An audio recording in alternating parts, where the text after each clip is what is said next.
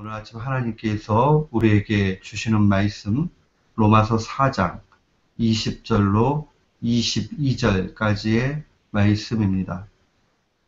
로마서 4장 20절로 22절 말씀, 우리 같은 마음으로 주의 말씀 봉독토록 합니다.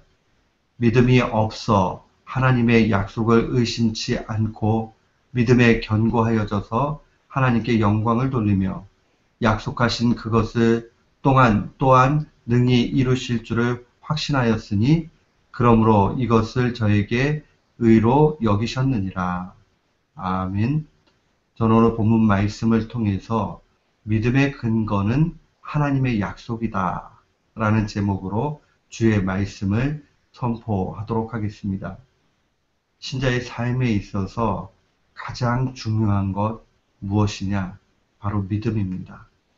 건강도 중요하고 명예도 중요하고 우리 삶에 필요한 모든 것들이 중요하기는 합니다. 그러나 우리의 인생의 질을 결정하고 인생의 가치를 매기는 유일한 그러한 기준이 있다면 그 바로 믿음입니다. 그래서 이 믿음의 크기가 그 인생의 가치를 결정하는 것이고 믿음의 크기가 하나님 앞에 영광된 삶으로 가느냐 아니면 그렇지 않느냐 하는 것을 보여줍니다. 믿음의 장에 히브리서 11장 6절 말씀 보면 믿음이 없이는 하나님을 기쁘시게 하지 못하나니 하나님께 나아가는 자는 반드시 그가 계신 것과 또한 그가 자기를 찾는 사람들에게 상 주시는 이심을 믿어야 할지니라 라고 증거합니다. 여기서 두 가지 요소가 중요하지요. 그가 계신 것, 하나님이 계시다. 어떻게 계시느냐? 살아서 역사하신다. 우리의 삶에 개입하시고 우리에게 은혜 내려주시기를 원하는 그 하나님을 바라볼 수 있는, 오늘도 살아계셔서 우리와 동행하시는 그 하나님을 분명히 신뢰해야 됩니다. 동시에 두 번째는 그가 자기를 찾는 자들에게 상 주시는 이십니다. 그래서 상 주신다, 이 뜻은 선한 길로, 가장 좋은 길로 인도해 가신다는 겁니다. 하나님을 부단히 찾고 하나님을 의지하고 하나님 앞에 모든 인생의 그 중심을 맡기고 나아갈 때에 하나님은 선한 길로 인도해 가십니다. 그래서 하나님을 찾는 자, 하나님을 의뢰하는 자, 하나님을 신뢰하는 자, 하나님을 따르는 사람에게는 모든 선한 역사가 나타납니다. 오늘 바울 사도는 이 믿음을 통해서 우리가 은혜로 구원 얻었음을 다시 한번 이야기하면서 그 믿음의 근거를 알려줍니다. 계속적으로 그는 아브라함 그 사건을 통해서 이 모든 것을 논증합니다. 창세기 15장에는 아브라함 스토리가 기록이 되어져 있습니다.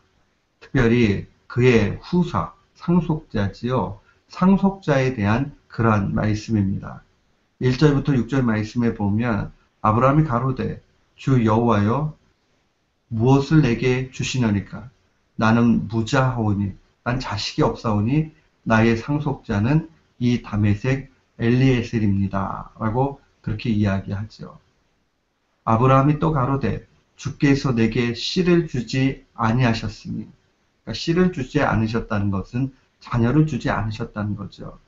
내 집에서 길리온 자가 나의 후사가 될 것입니다. 라고 그렇게 이야기합니다. 그때 하나님이 친히 말씀을 하시죠. 그 사람은 너의 후사 아니다. 네 몸에서 날 자가 네 후사다. 라고 말씀해 주십니다. 그리고 그를 이끌어서 밖에 나가서 하늘 보라고 얘기합니다. 별이 많지 저 별보다 많게. 또 바다로 나가면 모래알이 많지요. 그 모래알 보면서 자, 이 밖에 나가서 모래알보다 더 많게 너를 통해서 너의 자손을 이게 풍성하게 하시겠다라고 약속해 주십니다. 아브라함이 하나님을 믿지요. 그리고 하나님께서 그것을 그의 의로 여기셨다라고 그렇게 증거가 되어 있습니다. 참된 믿음이 무엇일까? 참된 믿음이라는 것은 하나님께서 우리의 길을 가장 좋은 것으로 인도해 주신다는 확신입니다. 칼빈은 기독교 강요에서 믿음의 정의를 아주 명료하게 그렇게 이야기합니다. 하나님께서 우리의 길을 가장 좋은 것으로 인도해 주시는 확신이다. 우리가 이 믿음의 정의가 중요한 이유는 이것을 우리의 마음에 간직하게 될 때에 때로는 우리 눈에 좋게 보이지 않거나 만족지 않은 상황들 속에서도 아하, 결국 이것이 우리의 삶에 가장 필요하기 때문에 하나님이 주시는구나. 중요한 것은 신자가 바라봐야 되는 것은 믿음의 눈으로 해석해야 되는 것은 이게 하나님으로부터 나온 것이냐 아니냐 하는 것을 분명히 바라봐야 됩니다. 형통하고 잘 돼요. 그래서 너무나 기뻐요. 그런데 그게 하나님으로부터 나오지 않았다면 맨 마지막에 갔을 때는 그게 좋은 것이 되지 못합니다. 반면에 좀 어려워요. 슬퍼요. 힘들어요. 그래도 그것이 하나님으로부터 나왔다. 그래서 그것이 참 좋다 하면 그것은 마지막에는 가장 좋은 것이 되고 마는 겁니다. 그래서 신자는 믿음의 눈으로 볼 때에 이거 나한테 원하는 대로 됐느냐 안 됐느냐 아니면 내게 지금 당장에 도움이 됐느냐 안 됐느냐 하는 것으로 보면 안 됩니다. 단 한 가지. 이게 하나님으로부터 나왔느냐 아니면 하나님 아닌 거로부터 되었느냐. 하나님 아닌 거로부터 되면 아무리 찬란해 보여도 그 나중에 나의 발목을 잡는 일이 된다 하는 것을 꼭 기억해야 됩니다.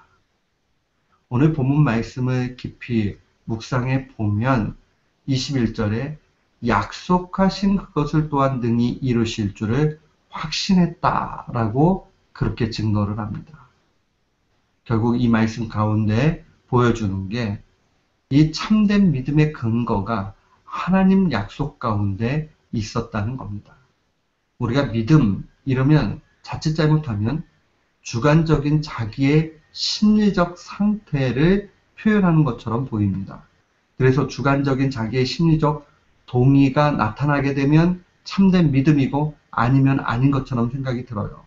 그런데 오늘 말씀이 우리에게 분명하게 보여주는 것은 오직 하나님의 약속의 말씀을 붙잡는 그것이 참된 믿음의 근거지 우리의 마음의 상태와는 상관이 없다는 겁니다. 이 창세기 15장 6절에도 아브라함이 여호와를 믿으니 여호와께서 그를 그의 의로 여기셨다.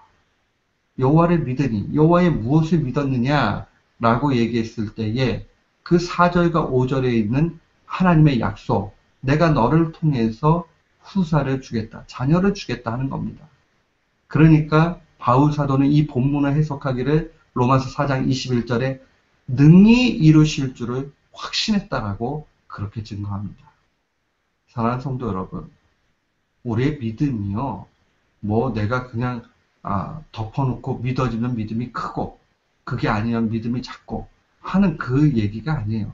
하나님의 약속에 그 말씀에 근거하느냐 그렇지 않느냐에 달려 있습니다. 자기 체면을 걸어가지고 이거 믿어져 해가지고 믿어지는 것이 아니라 하나님의 약속의 말씀에 완전히 압도되어져서 그 약속의 말씀이 인도해 주는 대로 갈 그 확신, 그것이 바로 참된 믿음이라는 겁니다. 그렇다면 신자는 어떻게 살아야 됩니까? 그것은 바로 믿음의 삶이라는 것은 하나님의 약속을 붙잡으면서 거기에 소망 두고 살아가는 것이 신자의 참된 믿음의 삶입니다.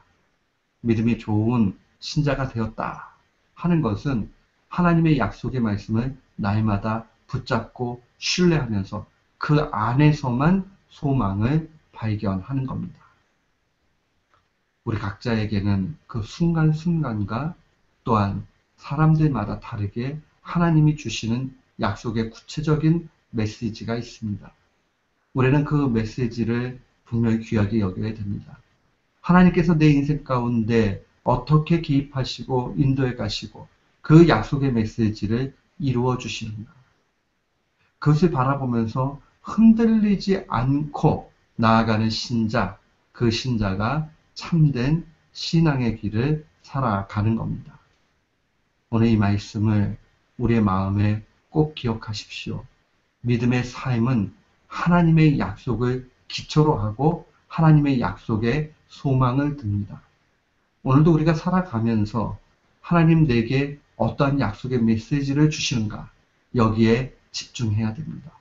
그리고 그 메시지를 발견했으면 그 메시지 안에 붙잡고 하나님이 오늘도 우리를 이끌어 가시는 것을 확신하면서 나아가야 됩니다.